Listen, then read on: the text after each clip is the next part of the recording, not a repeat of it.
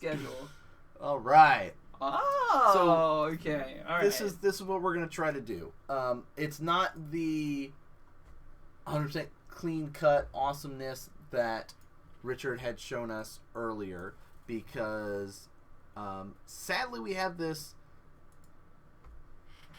iPad here to keep track of people's life totals. Sadly. Oh no! Oh yeah. So, nice guy Jamie. They don't know what they're playing yet, by the way. We're at the start of the Invitational. But now he knows that he's playing a Vile deck. That's right. So. Now he knows. No, we've only done Jeremy's deck tag so far.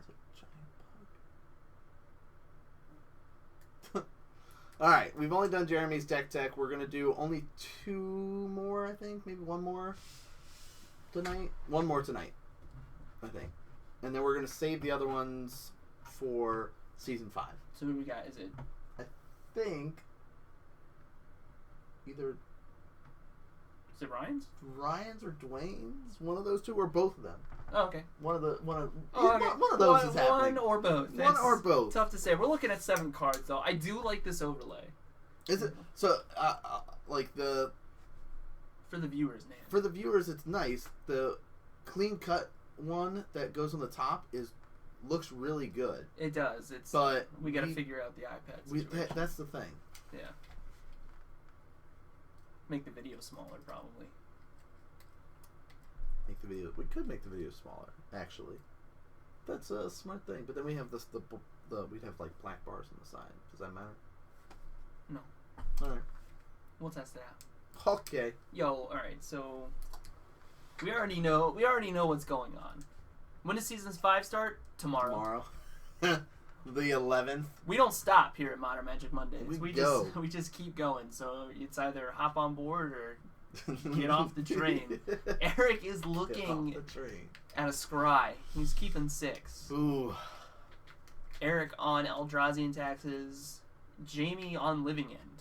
And now Jamie has more information because he knows that Eric. So hopefully Eric plays a Vile just to really solidify things here. Yeah. Where every day is Monday. Every day is Monday. That's it, Ghost. That's it. That's what we try for, at least. Is that a Blooming Marsh? Yes. Blooming Marsh for Jamie. Black green, Speedland.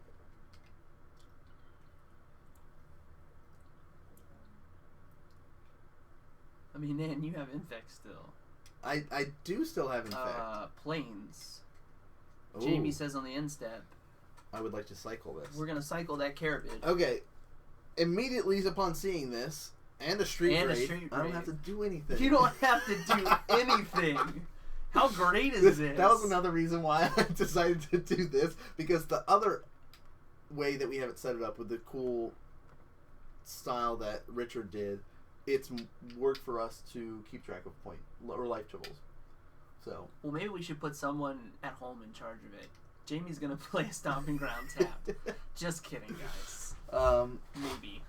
But yeah, so once you see him cycling these cards, you know what you're playing against. Unless Eric is a newer player in Modern, so he may not know what Jamie's on yet. For us, we know. Boom. 18 all. 18 all. Man, I feel like we I don't got know. So used Are to you having sure that we don't have to go ahead and just leave it like this? Isn't it nice? It's a work in progress. Oh, Leon and Arbiter, love it. That is an Architect of Thought or Will. Yes, Architect of Will. He'll cycle that again.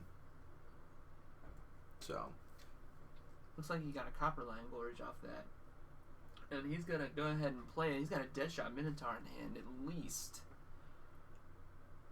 Another Carabid. He's got a Living End. All right. So hand. the thing is, 3 mana is the Cascade mana. Oh, we're ready. So, does he have enough in his graveyard that he wants to do it now? Is the question. Looks like yes. Immediately turns him sideways. Says, "Hey, I've got a Cascade spell. Well, watch this." I think Violent Outburst here. Yeah, targeting your Leon and Arbiter. And this is interesting. Now I thought either player would be playing. Yeah, which is interesting. So.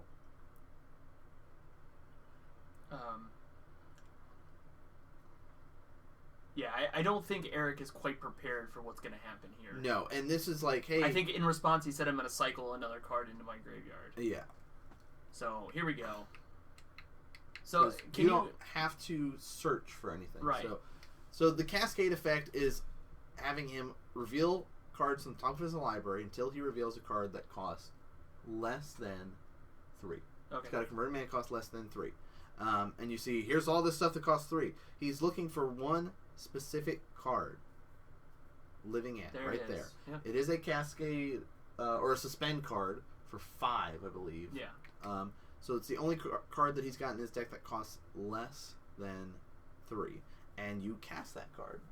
And it is, of course, Living End, so he gets to say, exile all creatures in your graveyard, send all creatures on the battlefield into the graveyard, and then take those cards that have been exiled and put them on the battlefield. Nice guy. Basically just takes all the stuff that's in your graveyard that's a creature and puts them onto the battlefield. And it says, hey, any creatures that are on the battlefield, they're gone now. Goodbye. And then he shuffles up the cards that he revealed off the Cascade, and those are going to go back to the bottom of his deck there. Yeah, it looks like, as foretold, it was a Living End. Ha. Oh my. So yeah, so basically, Eric's in a feels bad man moment, lost his Leonin Arbiter, is staring down a heavy amount of damage. Like, the deck is a pretty cheap deck to build. Because not anymore with Street Wraith. But the other creatures in this deck are a bunch of, like, draft commons, if you will. They're like 6 mana, 4/5s that cycle. Yeah. Like, they're pretty big, dumb dudes. But the biggest thing is that they're big, dumb dudes with cycle written on them. Yes. And boy, am I not excited about what's coming up here in the next couple weeks with some cycling. Some new cycling. Oh my gosh, that Archfiend? To be honest, I looked at stuff initially, and I haven't looked at stuff really since. Because we're gonna podcast. Yeah, I've been trying to keep myself like. Yo, it's. I mean, are we attack? Is he showing this is what we're gonna? Yeah, I guess we're gonna look at all this stuff. Living End will skyrocket. Yeah, there's gonna be some sick cycling cards. The Archfiend specifically, man. I think it's Actually, I'm not even gonna try and guess. All I know is that when you cycle, you do something with -1/-1 counters. Oh. Yeah. Yeah. Yeah. There it is. Wait, where'd it go? I thought it was a rare. Alright, so taking a gander at all of the creatures that he'll be facing here.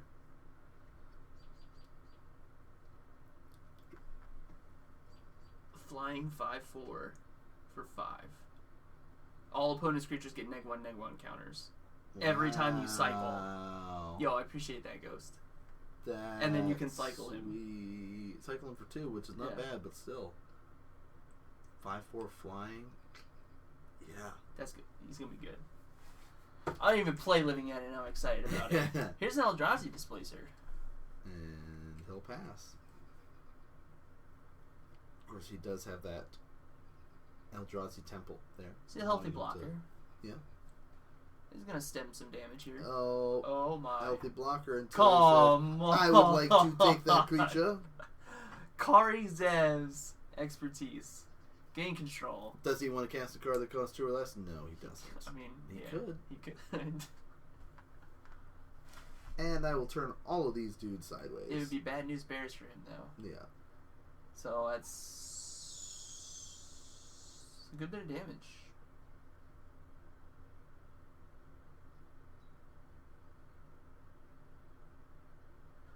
Ow. 15 to be exact. My goodness. Wrath off the top. Does he have a Wrath? Probably not main board. Probably not. Should have some in the sideboard, but we'll see. Alright.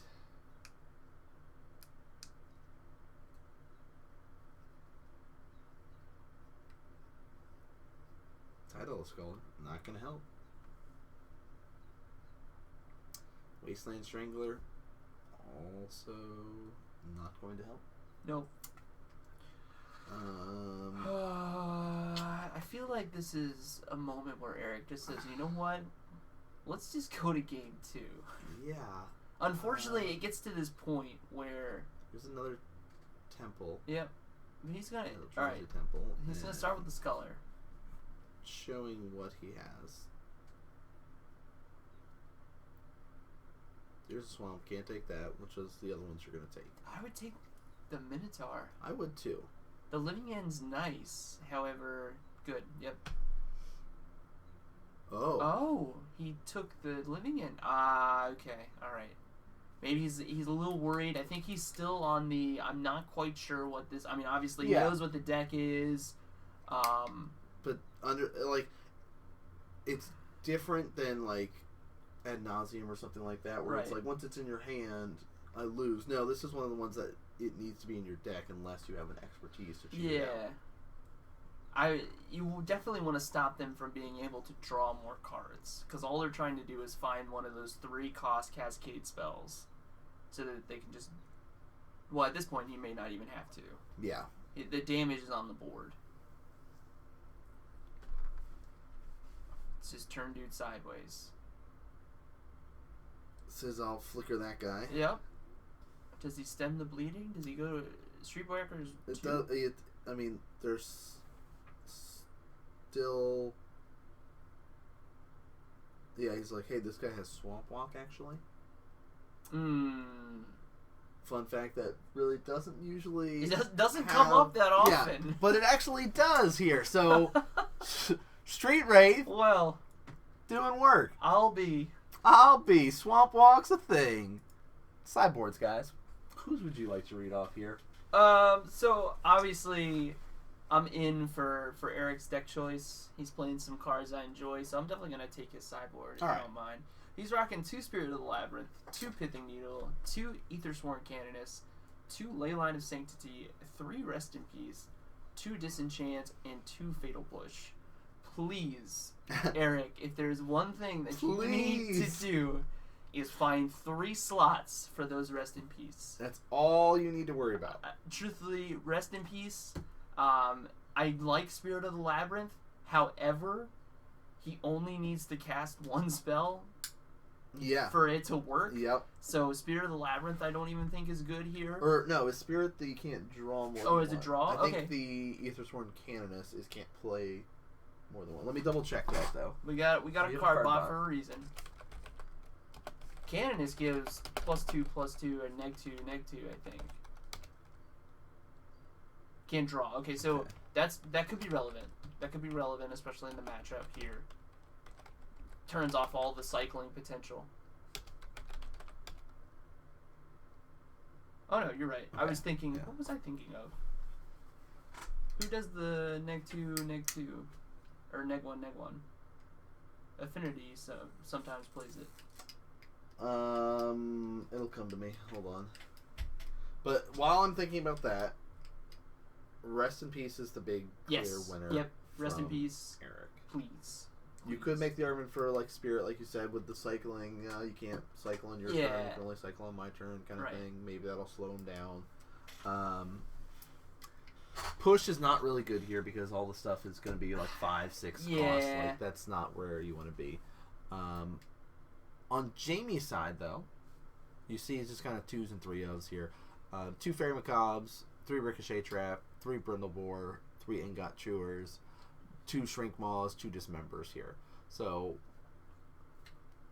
I mean, maybe the Shrink Maws, making them sack creatures, could be beneficial here. Maybe a Dismember or 2 if you need it, kind of thing, knowing that he could have Thought Knot Seer or something like that.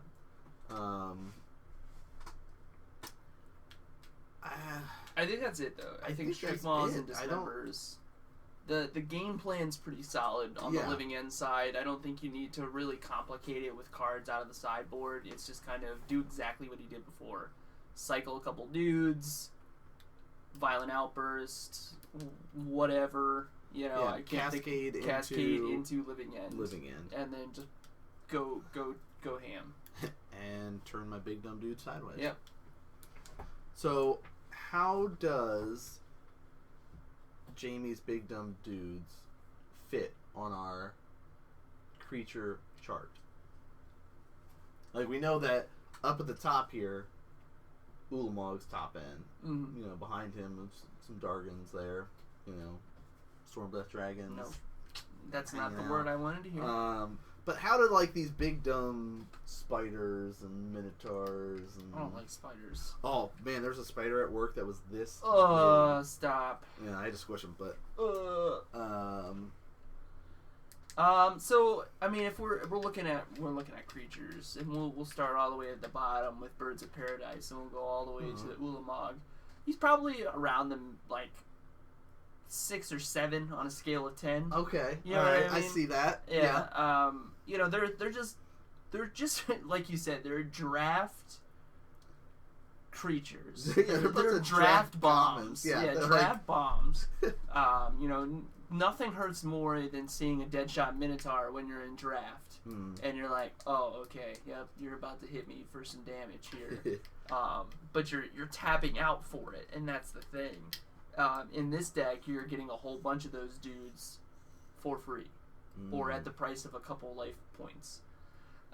So I don't value it much higher than a 6 or a 7 on a scale of 10, because obviously Ulamog is a thing. Okay. You know what I mean? Yeah, the biggest of dumbest dudes. Yeah. Alright, players are really taking their time. Now, that's the thing, too. It's not timed. Oh, and I have the timer going. You have the timer going, but it's not timed. You're right. We didn't time it, so... Maybe we should set it up to find out how long it'll take, though. Just set, like, a really big time. Like sure. 2 Or you hours just count up. Yeah, but I have it set to count down, and I don't have it set to count up. And that's work to do.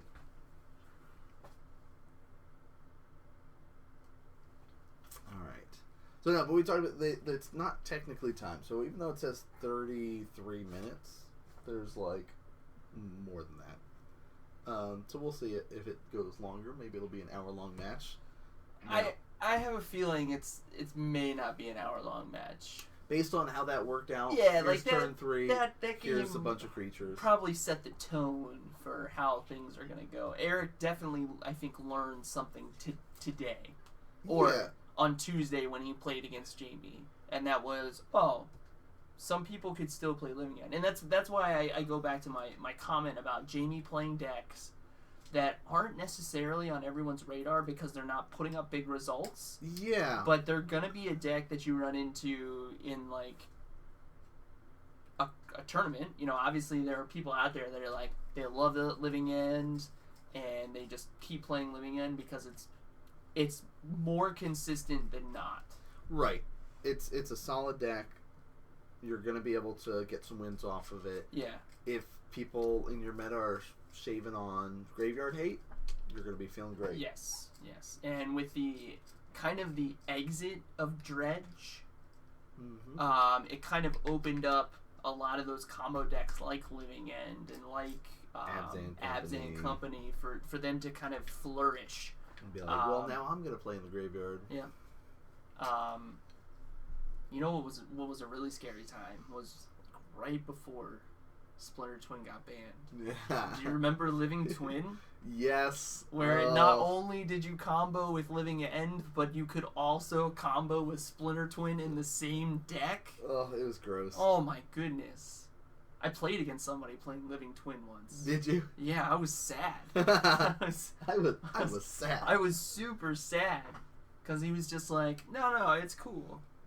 Alright, so how feasible is a plan for Eric to be on the draw and say move to discard and discard a big dumb dude in his first turn instead of playing a land? You mean Jamie? No, so I see. Like, Yeah, okay. Just like probably not super feasible. It's definitely not something that you want to. I understand now. Yeah. I don't think that you want to do that. Like, you still want to be able. You still want, because again, it's more consistent than not the Living End deck. Yes. Right? However, there is the option that it just falls flat on its face. You know what I mean? You're just cycling dudes into the graveyard and they're not doing anything. Yeah. You know, they haven't drawn into any Cascade spells, so they're not going to be. And I think that's probably why Jamie put in the Kari Zev, because it's just another way to cast a living end Yep. instead of cascading into it. So, yeah, I mean, it's cute, but I don't know if that's something you want to do. Okay, just checking, figure get that discussion going for the chat. Truth be told, Brett has done some weird things with card games. And that sounds like something Brett would do, but I don't think Brett would want to do that. Now, I can see, like, you draw you're like, all right, I'll be on the draw. You draw 7, and it's like, Thought Knot Seer's in your hand kind of thing. You get a Temple Guard, or not Temple Guard, a Godless Shrine, Temple of Eldrazi there. Some decent lands to go with it. And you're like, you know what? I'll just get rid of that Thought Knot Seer this turn, and then no, he just was okay. Vile. Eldrazi Temple Vile. So here's the thing: if they're going to go ahead and cast Living End, they felt comfortable with the creatures that are in their graveyard. So you discarding one dude against their 4, it's not really gonna make a difference. Okay. That's a very, very good point. Yeah. All right. He's deciding how much life he'd like to lose, I guess. Jamie, you're at 18. Jamie, you're at 18. Did he cycle? Nobody played a... Is that a stomping ground? Stomping ground untapped. Yeah, he's at 18. Eric, adjust his life too. Good go. Alright, here's 2. Show me Alien and Arbiter. Yeah, yes. Right on the money. Now we're talking. Cycle this guy. You pay 2. Now it's 16. Oh, is that the Rugged Prairie? No, it's an old school classic. Stopping her? Yeah. Alright, so he's at 16. Cheat count 1. Blooming Marsh. He's got 2 Cascade spells in hand.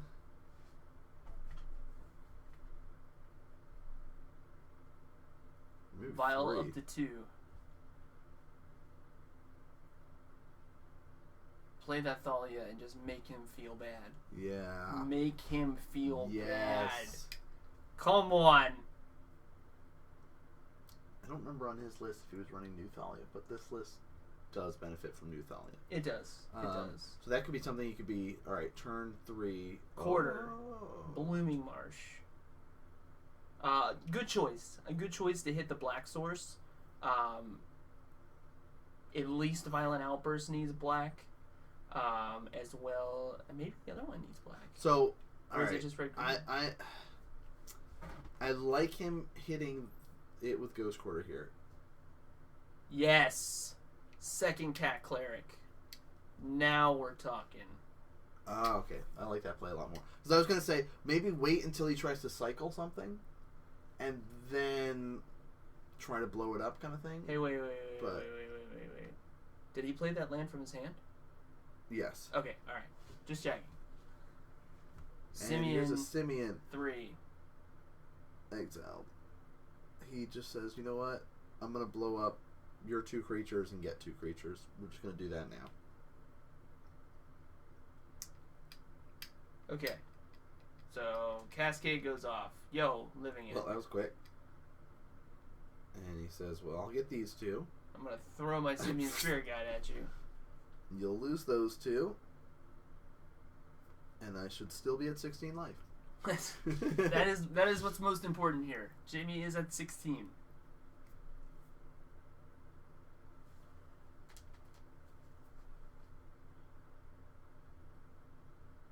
Ugh.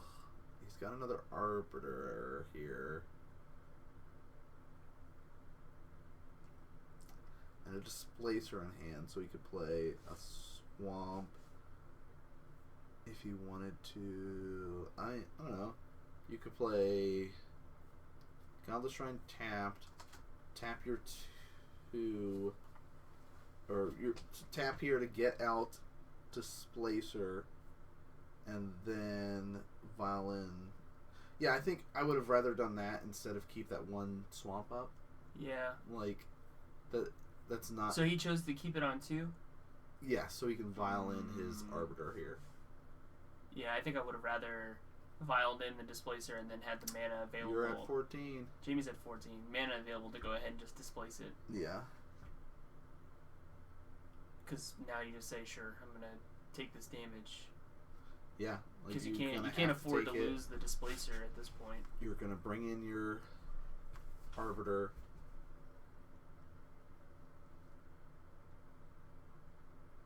Goes to 11. Yo, AK. Welcome to the stream, dude. We do have Affinity on tonight.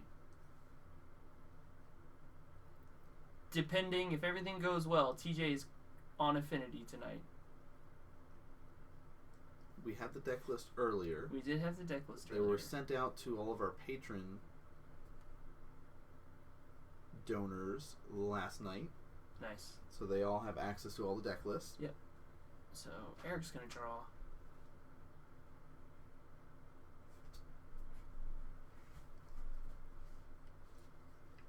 Oh, that's a Thought-Knot Seer. Alright. That he can hardcast. So, Thought-Knot Seer, target you. Let me cycle. Yep. Cycle this guy. Draw a card.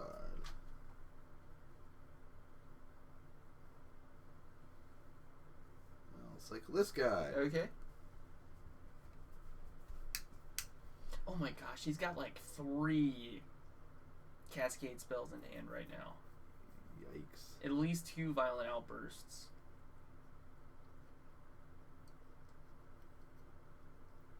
Uh. 3 Violent Outbursts. So Okay. he's got 3 mana. He can cast all 3.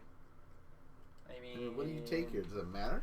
Well, Like, do you just get rid of one of them? Like, I mean, or just get rid of Simeon here, so... it's tough. It's really tough because, again, did he tick up the... He did. I don't know. I think I would have played that differently. Because if he needed to, he could have ticked up... He would be on 4 right now. So he could have vialed in the Thought-Knot now, and then had the displaced mana up to displace to kind of stem the bleeding a little bit. Yeah, that's true. But again, you know, hindsight's 20/20. This is why we do this. And he says, all right, I'll attack. We want to be able to see... We get to see everything. Jamie is at 9. Jamie's at 9.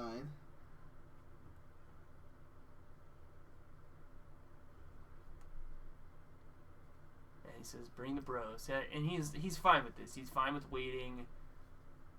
You know, he can trade... Well, no, he can't even trade against the Carabid. Street Wraith has Swamp Walk. Carabid, I think, has a bigger toughness. I think it's 5 toughness. Yeah. Jamie's at 4 mana. Eric's technically at 5 because of the... Correct. If he's casting an Eldrazi, he has 5. Yeah. Otherwise, they're both at 4. So he's just going to take a healthy swing here. Okay. 7 damage. So, the other thing is Violent Outbursts you could play during your opponent's turn. Yeah. So, hey, I'm going to move to combat. Well, I'm going to Violent Outburst and blow up your stuff. Yep. But it looks like he feels fine just doing it now. Well, he needs blockers. Yeah. Well, so he could do it, alright, declare attackers, blow it up. True. You know, I have a bunch of blockers kind of thing. But, yeah. I mean, this is fine too, just doing it now. Like, either or... Let's not complicate Yeah, things. it's like, it's all the same.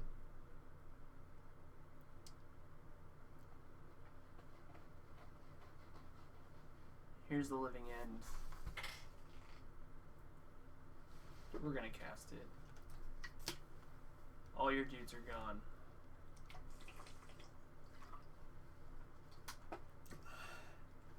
All of your dudes are gone, but you do get those 2 Leonin Arbiters back. You do? Because they were sitting in the graveyard. Yep. Do they go to the graveyard after everything resolves? Yeah, so the original ones. So he had 2 Leonin Arbiters on the battlefield. Yeah. Initially, he casts Living End. All the creatures that are in the graveyard enter the battlefield. Yeah. They get exiled, then enter the battlefield. Everything that's on the battlefield goes to the graveyard. But if So these two arbiters that were from the first living end cast. Right. This is the second one. All so right. yeah. All right.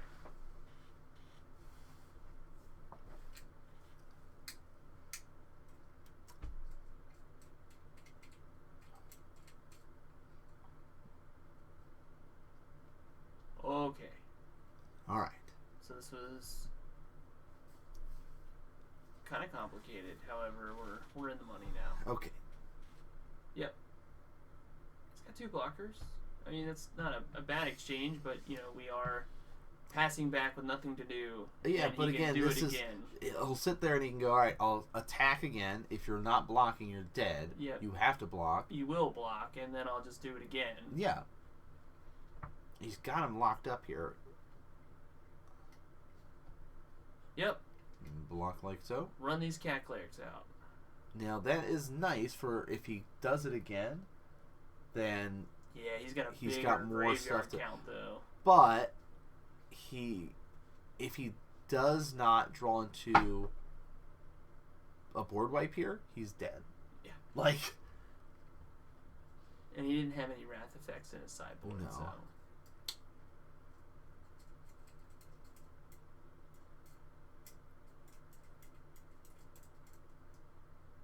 Ah! Right on time. Thalia. Right on time. Not really, though. Not even a little bit. And we'll turn all these guys sideways. Yeah. It's a lot of damage. Mm. So Jamie, I mean, again, 2-0 sweep. 2-0 sweep. Clean. Just bringing a deck that no one was really prepared for. No. To kind of sweep the quarterfinals. His quarterfinals match, at least. His quarterfinal match. Yep. We're going to do